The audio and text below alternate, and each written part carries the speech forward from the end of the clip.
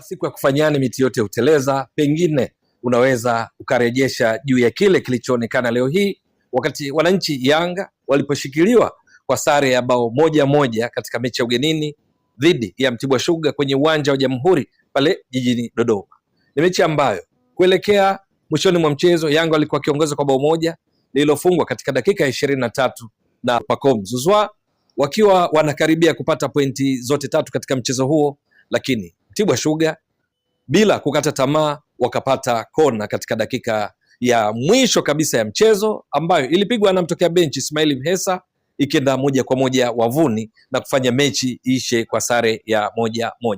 Ni katika mechi ambayo Yanga ni nadra kwa mpira wa kona unaopigwa 1-1 halafu ukienda wavuni. Aliyekuwa karibu na mwamba wa kwanza kutoka upande uliopigwa kona, Kwasi Atula Yao, alijaribu kuruka kwa ajili ya kucheza mpira huo, huyu akiwa ni mtokea bench aliingia akichukua nafasi ya Izra Patrick Mwenda, akaukosa mpira huo. Djigui Diarra alijaribu kuruka nyuma ya Kwasi Atula Yao ili kucheza mpira huo, pia aliukosa, ukaingia 1-1 wavuni, katika tukio ambalo lilimfanya Djigui Diarra na baadhi ya wachezaji wenzake kumlalamikia mwamuzi Gilbert Mrina, bila shaka akiamini kwamba alifanyiwa madhambi kabla ya mpira kwenda wavuni. Lakini ukiondoa na hilo, Yanga kwa nini leo hii tunasema ni kama vile siku ya kufanyani miti yote huteleza? Katika kipindi cha kwanza, mbali na bao lililofungwa na Peodo Pacome Zouzoua, kuna bao lingine katika dakika 37 Pacome alifunga likitokana na krosi kutoka kwa Emmanuel Mwamengo.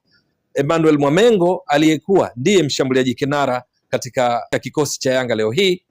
Wakati huo marejeo ya picha za video yanaonyesha kabla Peodo Pacome Zouzoua alikuwa anaonekana kweli uko offside, lakini mpira uliokwenda ulikuwa kwa Mwamengo ambaye hakuwa kwenye eneo la offside. Alikimbia upande wa kushoto kama inavyoonyesha katika marejeo ya picha za video, jambo ambalo lilimfanya sasa Pacome Zouzoua asiwe tena offside.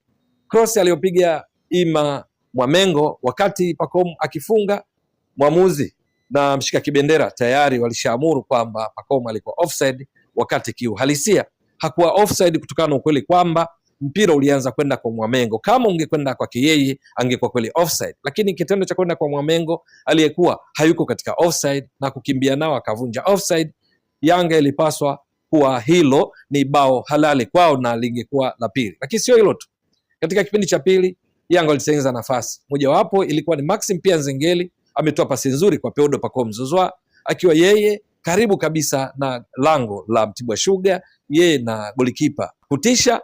Alikuwa na uwezo wa kutoa pasi kwa wenzake. Alan Okello alikuwa kwenye nafasi nzuri, Emmanuel Mwamengo alikuwa kwenye nafasi nzuri, na